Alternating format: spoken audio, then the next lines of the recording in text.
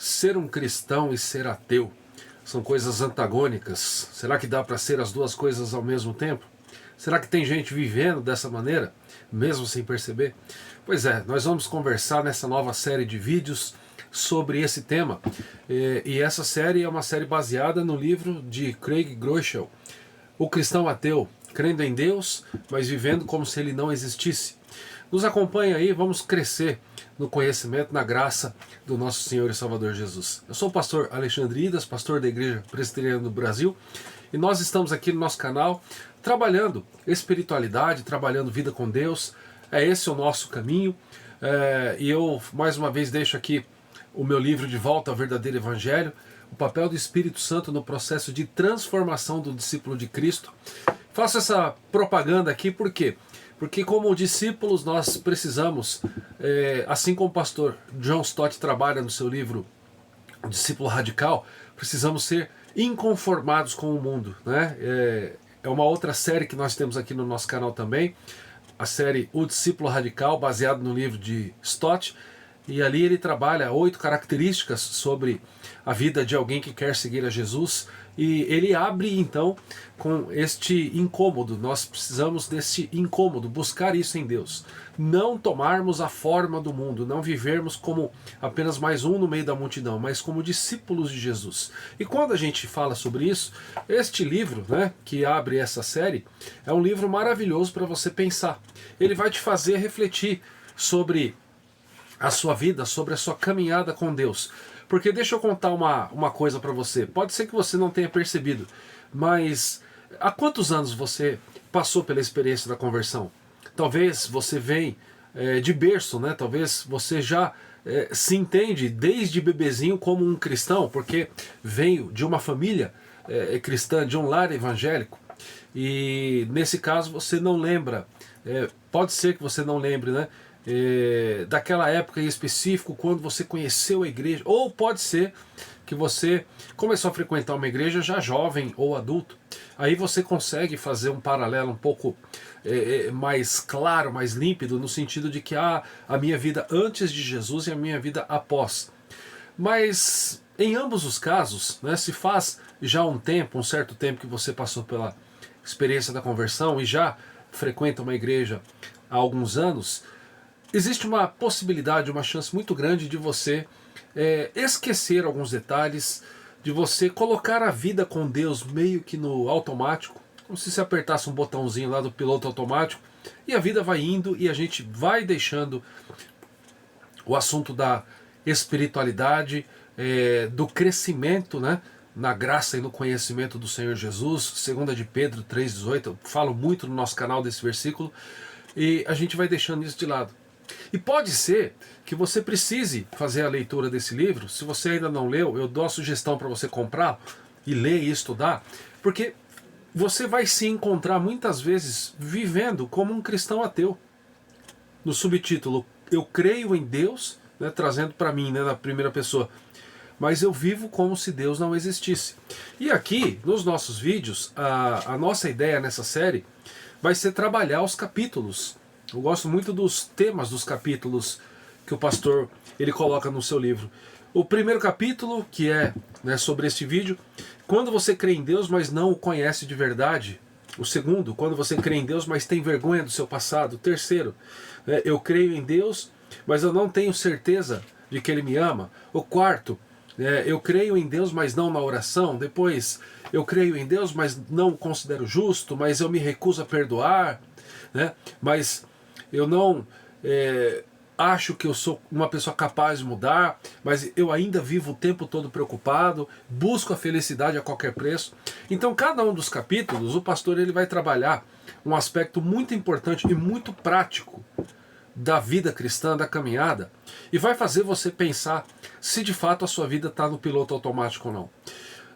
Lá na página 27, no primeiro capítulo, né, antes ele tem uma introdução, e a introdução ele fala sobre um cristão ateu em recuperação. Ele vai explicar um pouquinho o porquê do livro, mas eu nessa introdução já estou também demonstrando para você, né, com as minhas próprias palavras aqui, o que é que ele quer trabalhar, né? E quando ele começa então o primeiro capítulo, quando você crê em Deus, mas não o conhece de verdade, ele traz uma informação aqui da sua cultura norte-americana, mas que eu acredito que ela também é bem real aqui no Brasil. Lá na página 27 do livro ele vai dizer assim: crer versus conhecer. Ele fala sobre a pesquisa da Gallup, que concluiu que 94% dos norte-americanos afirmam crer em Deus ou em um espírito universal. 94% dos norte-americanos dizem eu creio em alguma divindade. Ou seja, eles se consideram crentes em algo, não ateus. O ateu, mais uma vez, lembrando, é aquele que ele não crê em Deus, ele não crê, né, em uma divindade, em um Deus, né, porque não existe prova científica para isso. Mas 94% aqui dos norte-americanos dizem crer em Deus ou em um espírito universal. E olha que interessante que ele diz depois. Todavia, um rápido folheio das escrituras, e nossa cultura deixa bastante evidente que não chega nem perto de 94% percentual dos que conhecem a Deus. Eu não sei se é percentual ou percentual, tá? Mas aqui tá no livro tá percentual daqueles que conhecem a Deus. E ele diz: quero dizer, conhecem-no de verdade, na sua intimidade. E tem uma frase muito bacana aqui depois disso: crença não é o mesmo que conhecimento pessoal. Então o que ele está trazendo, né? Trabalhando esse primeiro aspecto muito importante da caminhada com o Senhor, né? Eu creio em Deus, mas eu não o conheço de verdade. 94% dos norte-americanos afirmam crer em Deus. Se você fizesse uma pesquisa grande no Brasil, eu estou para te dizer que a grande maioria da população também diria eu creio em Deus. Se o IBGE bate na sua porta, ou na porta de um amigo seu que não frequenta a igreja, ele vai dizer, eu sou cristão. Aqui no Brasil, até alguns anos atrás, muitos diziam, eu sou católico não praticante. E já tem gente dizendo, eu sou, né, um evangélico não protestante. Não praticante, melhor dizendo. E também protestantes não praticantes. Você vai encontrar de tudo. Porque a pessoa parece que existe aí a consciência pesando no momento de responder a pergunta, dizendo assim, eu preciso mostrar que eu creio em Deus. Mas crer em Deus não significa segui-lo. Tem um versículo muito legal lá em João 14, 21. Aquele que tem os meus mandamentos e os guarda, esse é o que me ama. É Jesus quem está dizendo. Então, a gente começa a ler esse capítulo e você começa a pensar, será que eu tenho vivido assim também? Como uma pessoa que afirma ser uma pessoa cristã, eu sou um homem, uma mulher, né, cristão, eu frequento a igreja, mas eu não conheço a Deus. Por quê? Porque eu não busco, eu não sei. Crença não é o mesmo que conhecimento pessoal, ele está dizendo aqui. Ele vai falar nesse capítulo também sobre intimidade com Deus. Ele vai dizer que o Senhor, ele não deseja que você apenas o conheça, como você diz o seguinte, eu conheço o meu vizinho. Às vezes você sabe o nome do vizinho, você sabe onde ele mora, porque ele mora do lado da sua casa, é seu vizinho, mas você não pode dizer que você tem intimidade com ele. Você já deve ter passado pela experiência de estar em um aeroporto e de repente ver uma pessoa famosa, conhecida, e você fala, nossa, eu conheço fulano. Uma vez eu estava lá no aeroporto no Rio de Janeiro com a minha esposa e de repente passou o Rivelino. Rivelino aqui, um dos maiores jogadores de futebol do Brasil. O Rivelino foi tricampeão da seleção brasileira, jogou com Pelé. E aí de repente eu vi ele, Rivelino, ele estava passando naquele corredorzinho de desembarque. Foi muito gentil, foi muito legal, tirou uma foto com a gente. E muitas vezes eu falei para amigos meus, eu conheci o Rivelino. Eu não conheci, eu vi ele um dia, tirei uma foto, mas eu não posso dizer que eu tenho intimidade com ele. Eu sei quem ele é porque é uma figura famosa. E Deus é uma figura famosa, no sentido de a maioria, eu acredito que quase todos os seres humanos eles já ouviram falar sobre Deus, ou sobre alguma divindade, ou sobre uma ideia de Deus.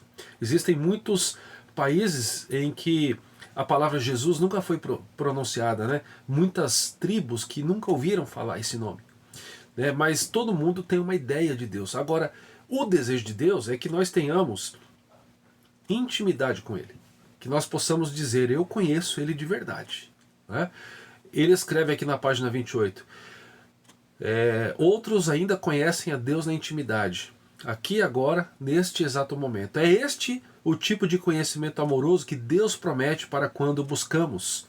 Depois ele deixa algumas referências aí, Deuteronômio 4:29, Jeremias 29:13, Mateus 7, versos 7 e 8, Atos 17:27, né? Depois você dá uma pesquisada aí. Ele diz assim: quando tivermos sede de Deus, ele nos satisfará. E se continuarmos a buscá-lo, passaremos a conhecê-lo em intimidade cada vez maior. Ao ouvirmos a sua voz, nós a reconheceremos no mesmo instante. Falaremos com Deus o tempo todo e sentiremos a sua falta quando as circunstâncias nos distraírem da sua presença. Construiremos uma história juntos, acumulando casos e mais casos de experiências compartilhadas. Amaremos a Deus, confiaremos em Deus, conheceremos a Deus. Então olha só que coisa interessante. Já por aqui, nesse vídeo, que essa série, todas as séries que a gente está fazendo, elas funcionam como que um resumo dos capítulos, né? Neste resumo do capítulo 1, quando você crê em Deus, mas não o conhece de verdade, lendo essas palavras, a gente é levado a fazer uma autoanálise, né, da nossa vida. Será que eu estou crescendo, né, em amar a Deus? Eu amo mais a Deus do que semana passada, do que o ano passado? Eu confio mais nele? Eu conheço ele com mais profundidade? Ou eu tenho vivido como aquele cristão que pega a sua Bíblia, chega em casa no culto do domingo e depois ele diz o seguinte: vou deixar ela em cima da geladeira ali para mim não esquecer, para domingo que vem eu pegar. Porque se isso tem acontecido, o que é mais provável? Mais provável que eu fique a semana toda sem ler a palavra. Eu vou apagando o Espírito Santo, entristecendo o Espírito Santo. Efésios 4:30, 1 aos Tessalonicenses 5, 17 ou 19, dá uma olhada lá. Eu vou me afastando de Deus, né, e eu não percebo, mas eu estou vivendo exatamente como o pastor Craig Groeschel está dizendo aqui. Eu creio em Deus, mas eu não o conheço de verdade. Quantas pessoas vivem anos e anos na igreja e não conseguem estabelecer, né, uma intimidade com textos bíblicos? Se você chega para a pessoa está 30, 50 anos na igreja, você pede para a pessoa fazer uma oração. Eu não oro em público. Na verdade ela tem medo, porque ela não sabe o que falar, ela não sabe o que dizer, né? E ele vem dizer no capítulo seguinte: nós somos chamados, né, para ter essa intimidade. Nós somos criados, página 29, criados para servir de exemplo vivo do amor de Deus para com o mundo ferido. É a igreja quem tem essa responsabilidade de viver de acordo com a vontade do Senhor, né? E quando você vai conhecendo, ele vem trabalhando ainda, né?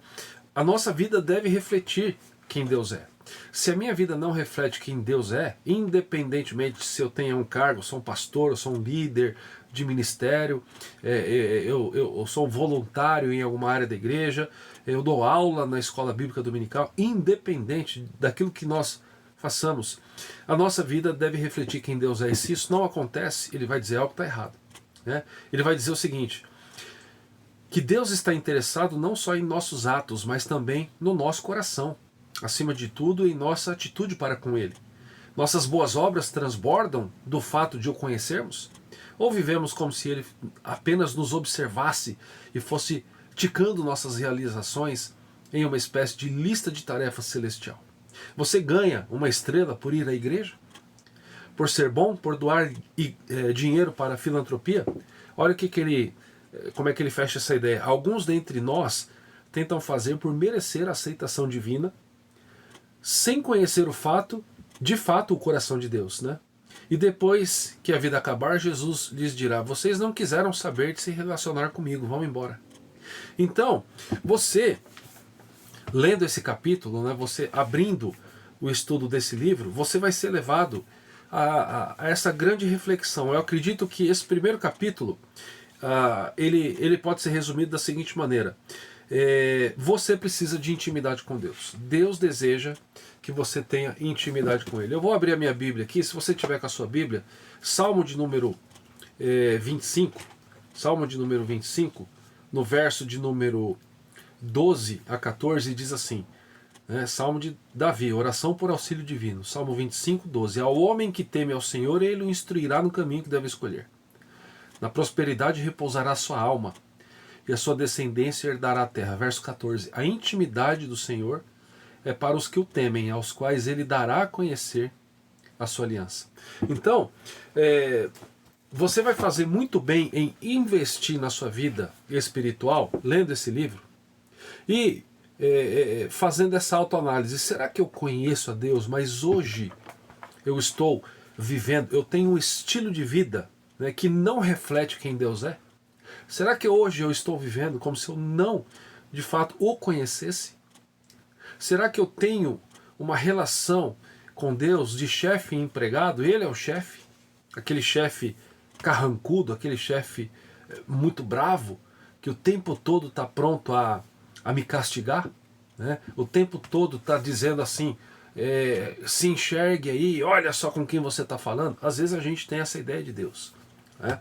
E quando você conhece a Deus na intimidade, você vai mudar a sua visão de mundo, de vida, né? Eu lembro que quando a gente conhece a teologia reformada, quando você vai para um dos reformadores, né, da teologia reformada, lá, João Calvino, ele abre a sua obra clássica, As Institutas da Religião Cristã, apresentando qual talvez um dos melhores e mais necessários conhecimentos, o conhecimento de quem Deus é e de quem nós somos. Então, compre esse livro se você ainda não tem. Se você tem esse livro e já leu, leia de novo, né? Eu deixo o convite para você se inscrever aqui no canal. Se inscreva no canal se você ainda não é inscrito. Compartilhe esse link, compartilhe esse vídeo com pessoas que precisam urgentemente parar e refletir na sua caminhada para saber se elas creem em Deus, mas estão vivendo como se ele não existisse.